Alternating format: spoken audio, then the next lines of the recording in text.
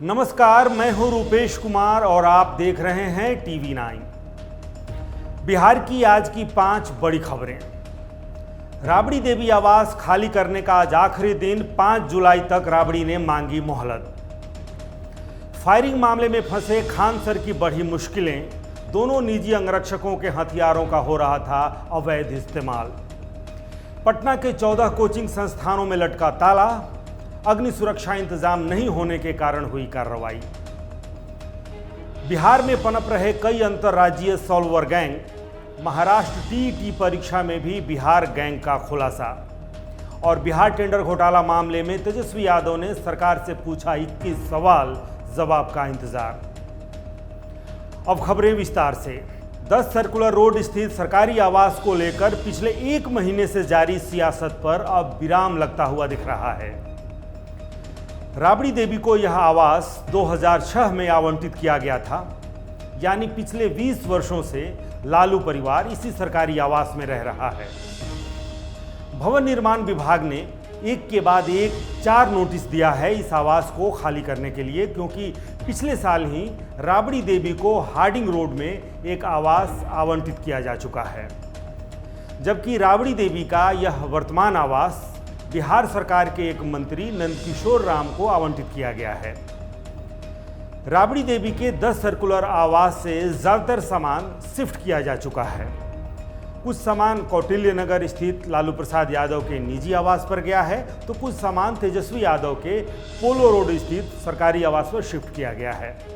हालांकि इस बीच राबड़ी देवी ने भवन निर्माण को एक पत्र लिखा था और जो इस आवास में पहले से मुहैया कराए गए सरकारी जो सामान हैं उसकी लिस्ट मांगी है। राबड़ी देवी इसको लेकर किसी विवाद से बचना चाहती हैं, जैसा कि तेजस्वी यादव के उप मुख्यमंत्री आवास खाली करने के बाद विवाद हुआ था। तेजस्वी यादव ने जब आवास खाली किया तो सोफा से लेकर एसी तक के लिए दोनों बार विवाद हुआ। पहली बार जब तेजस्वी के बाद सुशील कुमार मोदी उप मुख्यमंत्री के रूप में उस आवास में गए तब भी विवाद हुआ, और दूसरी बार तब जब तेजस्वी के बाद सम्राट चौधरी उस आवास में उप मुख्यमंत्री के रूप में जा रहे थे उस वक्त भी विवाद हुआ। इस बार लालू परिवार की ये कोशिश है कि सरकारी सामान को लेकर किसी भी विवाद से बचा जाए। हालांकि 10 सर्कुलर रोड के आवास को बचाने के लिए राबड़ी देवी ने भी बहुत कोशिश की, यहाँ तक कि धमकी भी दी, अड़ियल रुख भी अपनाया। कहा कि वे आवास खाली नहीं करेंगी, सरकार चाहे तो फोर्स बुलाकर खाली करा ले। यहाँ तक कि लालू यादव के स्वास्थ्य का हवाला देते हुए एक गुजारिश पत्र भी लिखा, लेकिन सरकार नहीं मानी। 4 नोटिस दिए गए और आखिरकार राबड़ी देवी को यह आवास खाली करने का फैसला करना पड़ा। अब किसी भी वक्त लालू राबड़ी परिवार यह सरकारी आवास छोड़कर जा सकता है। अभी तक जो चीज़ें दिख रही हैं उसके मुताबिक लालू राबड़ी कौटिल्य नगर स्थित निजी आवास में रहेंगे और तेजस्वी यादव अपने पोलो रोड स्थित सरकारी आवास में रह सकते हैं। राबड़ी देवी को जो 39 हार्डिंग रोड सरकारी आवास मिला है, वहां से वो अपना कार्यालय दफ्तर चलाएंगी। यह आवास उन्हें बिहार विधान परिषद में नेता प्रतिपक्ष के नाते मिला है और अब राबड़ी देवी ने पत्र लिखकर 5 जुलाई तक की मोहलत मांगी है। और अब दूसरी खबर। फायरिंग मामले में फंसे कोचिंग संचालक फैजल खान उर्फ खान सर की मुश्किलें और बढ़ गई हैं। पुलिस की जांच में फैजल खान के दोनों निजी अंगरक्षक प्रदीप सिंह और तालेवर सिंह के हथियारों की जांच में चौंकाने वाले खुलासे हुए हैं। दोनों के हथियार के लाइसेंस के मामले में नियमों का उल्लंघन किया गया है। अब पटना पुलिस उनके हथियार लाइसेंस को रद्द करने की अनुशंसा करने वाली है। 2 जून को खान कोचिंग सेंटर पर हुए पथराव के बाद दोनों गार्ड ने फायरिंग की थी। गिरफ्तारी के बाद उन्होंने ये बयान दिया था कि खान सर के आदेश पर ही उन्होंने फायरिंग की है। फिलहाल दोनों के हथियार जब्त किए गए हैं और उसकी जांच भी की जा रही है। खान सर के जो अंगरक्षक हैं प्रदीप सिंह, उनका लाइसेंस यूपी के मैनपुरी जिले से निर्गत है। यह लाइसेंस प्रदीप सिंह को उसके पिता की हत्या के बाद सेल्फ डिफेंस के नाम पर जारी हुआ था। इसका इस्तेमाल अंगरक्षक के लिए नहीं किया जा सकता है या आर्म्स लाइसेंस के मानकों के अनुसार यह नहीं है। वहीं तालेबर सिंह के राइफल का लाइसेंस भी यूपी के कासगंज जिले से जारी हुआ है। लाइसेंस सिर्फ यूपी के लिए मान्य है, जबकि वह बिहार में इस्तेमाल कर रहा था और इसकी सूचना उसने स्थानीय थाने को भी नहीं दी थी और यह कानूनन अपराध है। पटना पुलिस के अनुसार खान सर के दोनों निजी बॉडीगार्ड से जब्त हथियारों के लाइसेंस का सत्यापन कराया गया है। दोनों हथियारों का इस्तेमाल लाइसेंस की शर्तों के अधीन नहीं हो रहा था। दोनों अंगरक्षक लाइसेंस की शर्तों का पालन नहीं कर रहे थे। सत्यापन के बाद जो बातें सामने आई हैं उसे देखते हुए उनके हथियारों का लाइसेंस रद्द करने की अनुशंसा की जा रही है। और अब तीसरी खबर भी कोचिंग संस्थानों से ही जुड़ी हुई। पटना के 14 कोचिंग संस्थानों में ताला लगा दिया गया है। आग से बचाव के इंतजाम नहीं होने के कारण इन कोचिंग संस्थानों को बंद कर दिया गया है। अब ये संस्थान तभी खुलेंगे जब अग्नि सुरक्षा के यहाँ पर पर्याप्त इंतजाम होंगे। लखनऊ के कोचिंग की घटना के बाद अग्निशमन विभाग द्वारा किए जा रहे कोचिंग संस्थानों के निरीक्षण के मद्देनजर इन 14 संस्थानों को सील किया गया है। हाल ही में अग्निशमन विभाग ने राजधानी पटना के कोचिंग संस्थानों का फायर ऑडिट किया था, जिसके बाद 180 कोचिंग संस्थानों को अग्निशमन विभाग की ओर से नोटिस जारी किया गया है। अभी भी पटना शहर और इसके आसपास के जो इलाके हैं वहां कोचिंग संस्थानों के निरीक्षण का काम चल रहा है। इस बीच इन 14 कोचिंग संस्थानों को बंद कर दिया गया है और बिल्डिंग के बाहर एक सूचना भी लगा दी गई है। अग्निशमन विभाग की ओर से जब तक फायर एनओसी नहीं मिलता है तब तक कोचिंग में क्लास नहीं चलेंगे। इन कोचिंग संस्थानों का जब अग्निशमन विभाग ने निरीक्षण किया तो पता चला कि उनके यहाँ फायर फाइटिंग सिस्टम बिल्कुल है ही नहीं। कमरों का साइज छोटा है और जगह के अनुपात में छात्र छात्राओं की संख्या भी बहुत ज़्यादा है। कई कोचिंग संस्थान ऐसे भवन में संचालित हो रहे हैं जिसमें आपातकालीन निकासी द्वार तक नहीं है। ऐसे में कोचिंग संस्थानों में आगजनी की घटना अगर हो जाती है तो बड़ा जान माल का नुकसान हो सकता है, इसका अंदेशा है। यह भी पता चला कि कई ऐसे कोचिंग संस्थान हैं जिन्होंने फायर एनओसी के लिए आवेदन तक नहीं दिया है। पटना जिले के लगभग 250 कोचिंग संस्थानों का भौतिक सत्यापन किया गया है, जिसमें 180 संस्थानों में अग्नि सुरक्षा मानक के अनुसार व्यवस्था नहीं है। इसलिए ऐसे संस्थानों को नोटिस भेजा गया है। यदि 10 दिनों के अंदर व्यवस्था नहीं की जाती है तो इन्हें भी सील करने की प्रक्रिया शुरू की जाएगी। और अब चौथी खबर, परीक्षा चाहे बिहार में हो या महाराष्ट्र में, परीक्षार्थी चाहे कहीं के हों, परीक्षा माफिया बिहार के। महाराष्ट्र टीईटी परीक्षा में भी बिहार गैंग का खुलासा हुआ है। अब परीक्षा चाहे सिपाही का हो, दरोगा का हो, बीपीएससी का हो या फिर नीट का, शिक्षा माफिया अपने कारनामे से बाज नहीं आ रहे हैं। बिहार में दर्जन भर से ज़्यादा सॉल्वर गैंग सक्रिय हो गए हैं।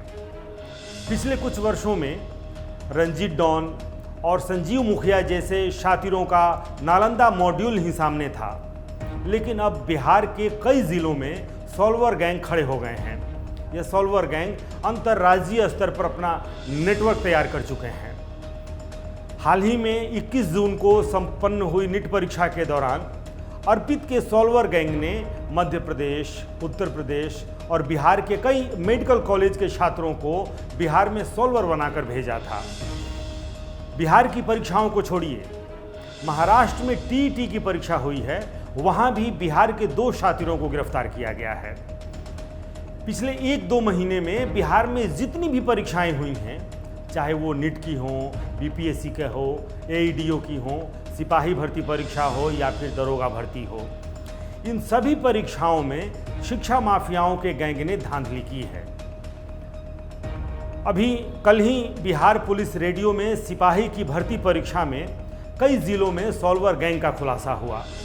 दरभंगा, गया, बेतिया, किशनगंज और जमुई में कई लोगों को गिरफ्तार किया गया। दरभंगा में 7 सॉल्वर को गिरफ्तार किया गया। पिछले कई परीक्षाओं में यह खुलासा हो चुका है कि यह सॉल्वर गैंग बायोमेट्रिक कंपनी से ही सेटिंग कर रहे हैं और अपने सॉल्वर को बायोमेट्रिक कर्मी बनाकर परीक्षा केंद्र में प्रवेश दिला रहे हैं।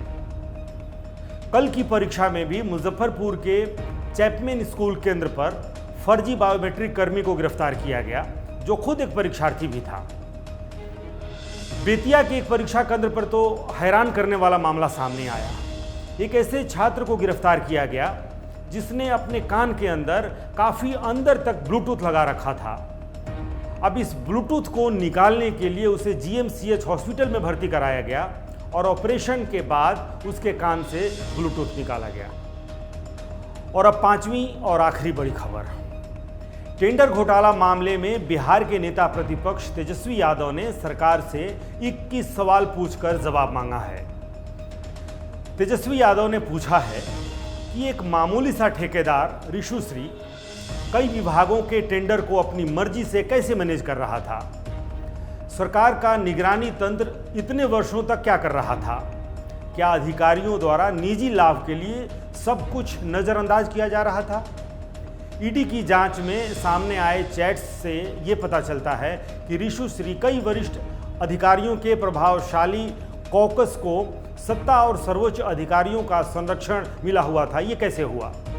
वह अधिकारियों को निर्देश किसकी सह पर देता था। चार्जशीट में बड़ी मछलियों को क्यों छोड़ दिया गया है।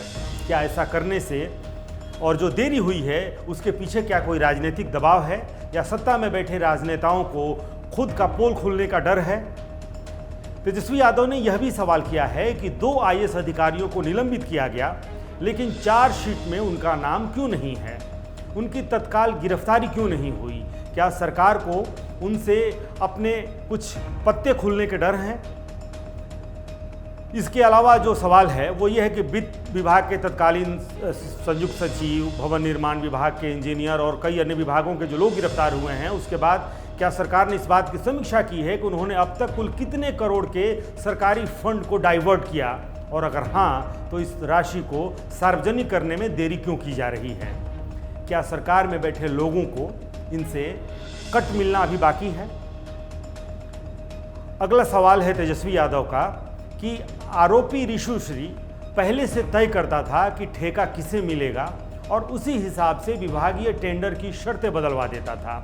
क्या इस सिंडिकेट के सरगना बहुत ऊपर तक और कार्यालय और निवास में बैठे जो अधिकारी हैं या उस समय थे क्या वो भी इसमें शामिल हैं। जांच में ये सामने आया है कि सरकारी विभागों में बिल पास कराने और टेंडर देने के बदले 2 से 4% तक का फिक्स कमीशन चलता था। क्या यह भ्रष्टाचार सरकार के जीरो टॉलरेंस के दावों की धज्जियां नहीं उड़ाता है। क्या सरकार ऋषुश्री और उनसे संबंधित कंपनियों को मिले सभी टेंडरों की स्वतंत्र न्यायिक जांच कराएगी। क्या सरकार को चिंता है कि उनसे अपने जो प्रिय पोषित अधिकारी हैं वो कहीं फंस ना जाएंगे। ये सारे सवाल तेजस्वी यादव के हैं। क्या यह संजोग है कि सारी बेनिफिशियरी कंपनियां गुजरात से हैं। क्या इसीलिए उन्हें बचाया जा रहा है। ऋषुश्री द्वारा अधिकारियों और उनके परिवारों के विदेश यात्राओं या टिकट और महंगे गिफ्ट्स का खर्च उठाने की बात सामने आई है। गृह विभाग, ईओयू, निगरानी और खुफिया विभाग इस वित्तीय लेन देन से बेखबर क्यों थे। क्या सरकार से उन्हें बेखबर रहने का ढोंग करने के लिए कहा गया था। अगला सवाल है कि छापेमारी में ऋषुश्री के पास से 100 से ज़्यादा संपत्तियों के डीड, करोड़ों की नकदी, जेवरात भी मिले हैं। बिहार की जनता ये जानना चाहती है कि एक ठेकेदार के पास राज्य के बजट का एक बड़ा हिस्सा कैसे पहुंच गया। सरकार केवल छोटी मछलियों और कुछ चुनिंदा अधिकारियों को बलि का बकरा बना रही है। इस सिंडिकेट के शीर्ष पर बैठे असली राजनीतिक आकाओं और अमृत पान करने वाले जो अधिकारी हैं उनके नाम कब सामने लाए जाएंगे। अब देखना यह है कि सरकार नेता प्रतिपक्ष के इन सवालों का जवाब देना भी जरूरी समझती है या नहीं। आज के लिए बस इतना ही। नमस्कार।